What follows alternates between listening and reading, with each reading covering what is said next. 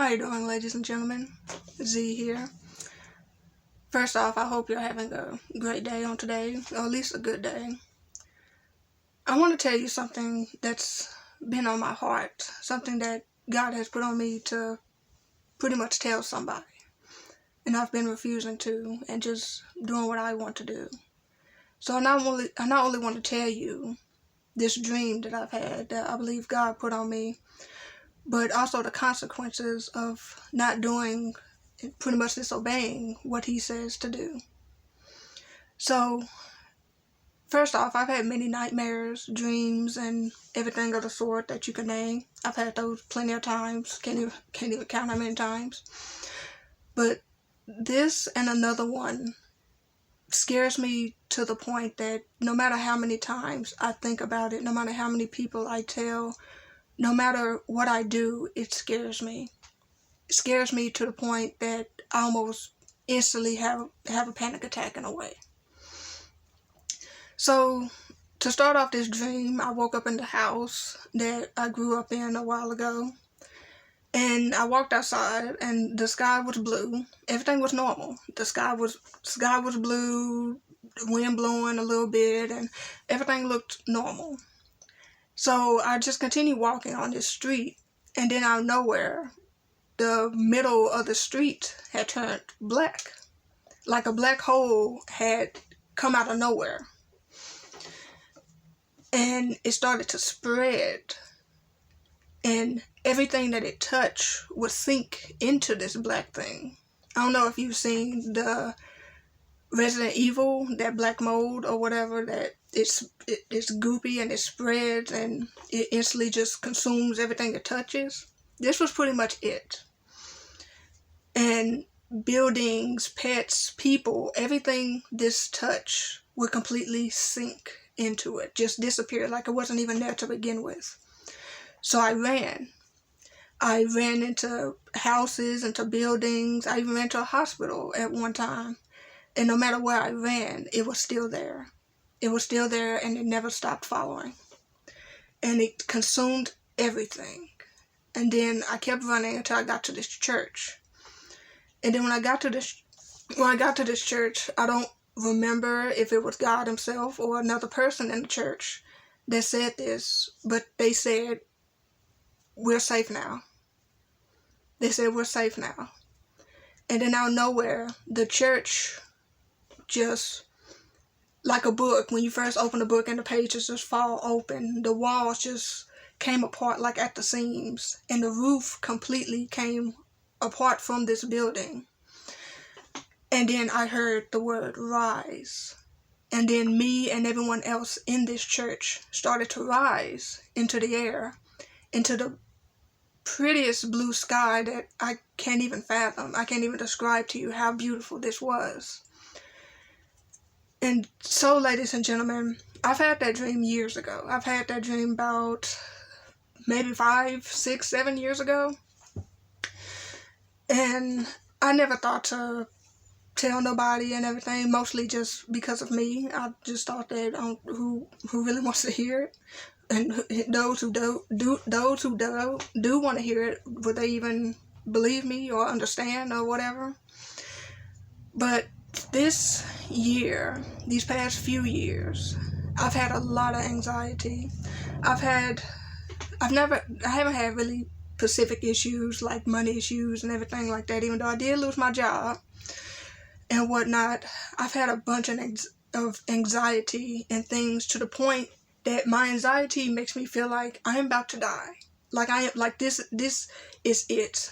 I get so anxious, my body curls in on itself and I cannot move. And I just think this is, no matter what anyone says or does, I just have this thought that I'm dying. That's it. This is going to be it. This is all. And last night it got pretty bad. It did get pretty bad to the point that even I was thinking, I'm like, I don't think the Lord is even with me anymore, in all honesty. And you don't realize until you don't have it how much you miss it. And because I realized that maybe this is why I don't have peace anymore. Because I did have peace at one time when I was really with the Lord and trying to do the things that I feel He wanted me to do. But I've fallen out of that, and ever since then, I haven't been able to get that same peace again. To this day, I still do not have that peace. That's actually why I'm even making this video, in hopes that this will help you. And that hopefully I can get peace from this. Because I feel like this is what God wanted me to do. And this goes into saying the consequences of that. Like I said, this dream happened 6-7 years ago. And I didn't want to tell anybody. Because of me. Because I just kept forcing myself to think no one wants to hear it. No one's going to believe me. It's pointless. It's completely pointless to tell anybody. And since then, I just kept having these, even when I don't have anxiety, I still have racing thoughts. I can't focus. I can't do anything because I just feel like everything I do is wrong. I feel like if I leave, I'm wrong. If I stay, I'm wrong. If I think to do something different, I'm wrong. But this is what I needed to feel. I realized, and through yesterday, it helped me realize that through this anxiety is how God is getting to me. It's getting pretty much from a hard-headed person like me, is knocking on my door saying, hey, I am telling you that I'm not going to tell you much longer that this is what I need you to do. This is what I want you to do. And everything. And so, with that being said, I just kept having this thought that He is not with me no more. God is not with me no more. God is leaving me. And I know personally that I can't do nothing by myself. I cannot do anything by myself. So just to think that the one person that I know deep down can help me, is leaving me, scares me like no other. I know it don't scare you, especially if you're not a non-believer and things like that.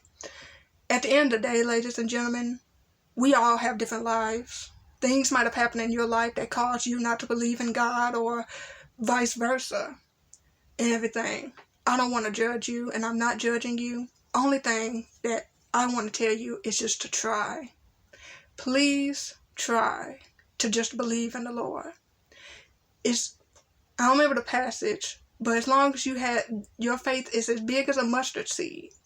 I don't know if you've seen a mustard seed, but it's one of the smallest seeds that you can actually sow. As long as you have that much faith in God, that things will be better. Things will start to prosper in your life. And take it from somebody that this was starting to happen to. This was happening to me. I was starting to prosper. I was getting better. But because of me disobeying and wanting to do what I wanted to do, and pick and choose what time I do God's work, it's now why I'm in this position. It's now why I feel this anxious, why I don't have peace, and why I feel like I'm in a race against time, literally. To just tell somebody, to help somebody, for somebody to see this. Ladies and gentlemen, whether you're a man, whether you're a woman, whether you're black, whether you're white, no matter who you are, you need God. At the end of the day, Kanye West can't save you. Kyrie Irving can't save you. Your mom can't save you. Your dad can't save you. And that, if you think about it, that should scare you.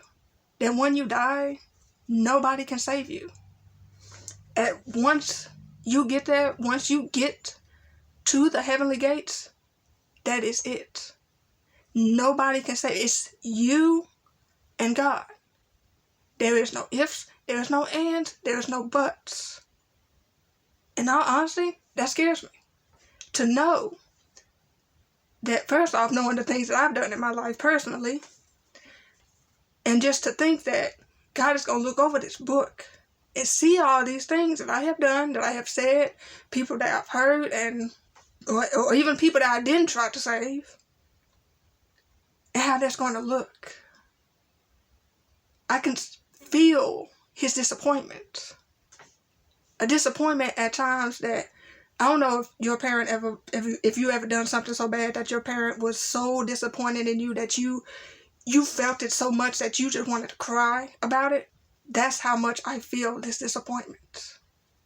And why I feel like I need to do something about this. So whether you take this message, I know this message was a little everywhere and I do apologize. But whether you take this message, whether you do something with it, whether you don't watch this video at all, whether you care or not, that is up to you, ladies and gentlemen. I'm just here to tell you this dream that I've had about how this, because we think about it, there's a lot of things in this world that is just going crazy. People are dying left and right from gun violence, from suicide, from sickness. We now got where teachers are trying to teach sexuality in schools now and everything. When I was in school, we were learning about Pythagorean theorem. That was it.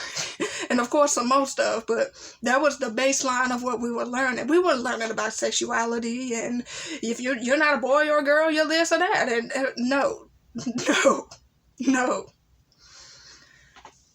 But I'm seeing my eyes are opening more and more each day because I am not perfect. I still have a lot of stuff I have to work on, and I am working on it. I am trying to work on it. And at the end of the day, let's try to work on it together. This is my first video. I want to continue to do more to not only help you, but let's help each other. Because I'm just like you. I have issues, I have addictions, I have problems of my own that, in all honesty, it seemed like literally God has to do extra to try to help me with. But let's try to help each other with it. Because at the end of the day, we can understand. He understands us and we can understand each other. And through that understanding, hopefully we can grow in Him and even as a better person. Because there are no good people. There are no good people. I am not a good person. You are not a good person. The only good person is God. That is the only good person. For He is the only one who has never sinned. I have lied. I have stole. I have hurt. I have done many things that I am willing and unwilling to say. But this is a start. This is our start, ladies and gentlemen. Let this be our start. For me and for you. Let's both get better in ourselves and in God. Thank you.